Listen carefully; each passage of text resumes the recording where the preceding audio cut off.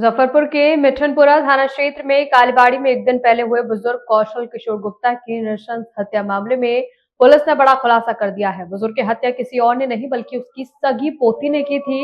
अपने प्रेमी के साथ मिलकर नाबालिग पोती ने ही अपने दादा को पहले ईंट से कुचलकर मारा, फिर चाकू से कई बार वार कर उन्हें हत्या के घाट उतार दिया।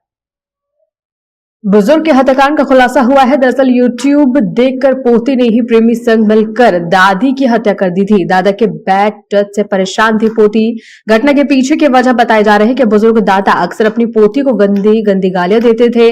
कई बार बैड टच भी किया गया था, जिससे पोती परेशान रहती थी। ऐसे में उसने अपने प्रेमी के साथ मिलकर अपने दादा की हत्या कर दी। सोमवार की देर रात उसने अपने घर वालों के खाने में नींद की गोली मिला दी। तब सब सो गए और दादा के कमरे में जाकर उनकी हत्या कर दी। इस घटना से पहले पोती ने यूट्यूब पर हत्या का आइडिया भी देखा ताकि कहीं फिंगरप्रिंट्स ना आ जाएं। उसने सर्जिकल ग्लव्स लगाकर इस घटना को अंजाम दिया और घर वालों के मोबाइल प्रेमी के हाथों कहीं फेंकवा दिए ताकि शक बाहर के लोगों पर जाए। मामले का खुलासा करते हुए नगर एसडीपीओ ने सीमा देवी ने बताया कि पुलिस ने मामले में काफी गंभीरता से तफ्तीश की।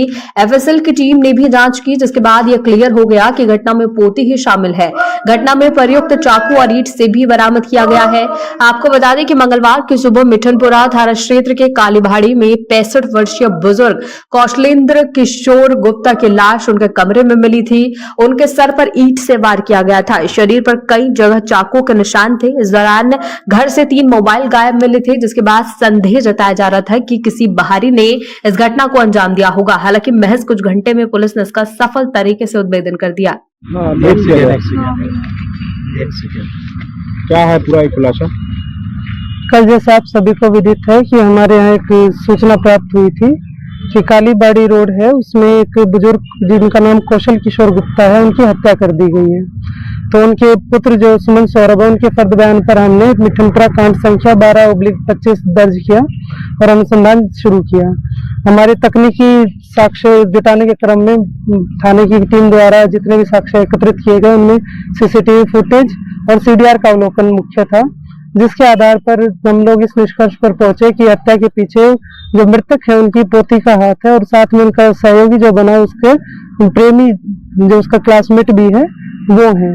उन लोगों ने पहले से ही पूर्व योजना बनाई थी कि किस तरह से अपने दादाजी का मर्डर किया जाए और उसके पीछे रीजन ये था कि दादा, जहाँ तक अनुसंधान में हमारे सामने आया, आस पड़ोस के लोगों का किया गया कि वो गाली गलौज करते थे, थोड़े गुस्सैल टाइप के व्यक्ति थे। तो उनका पोती के साथ रवैया थोड़ा सा खराब था। उसी के चलते पोती ने सोचा कि क्यों ना इनको हटा ही दिया जाए, थोड़ा विक्षिप्त हो गई थी उस चीज से। तो उसको देखते हुए इन लोगों ने प्लान बनाया। दूसरा उन्होंने सहारा लिया यूट्यूब का। यूट्यूब पर उन लोगों ने वीडियो सर्च की किस तरह से मारा जाए और फिंगरप्रिंट ना आए इसके लिए उन्होंने सर्जिकल जो ग्लव्स होते हैं उसका प्रयोग किया गया और उनका प्रयोग करके चाकू का अरेंजमेंट की गई कि चाकू लाया जाए, उससे चाकू से गोदा जाए।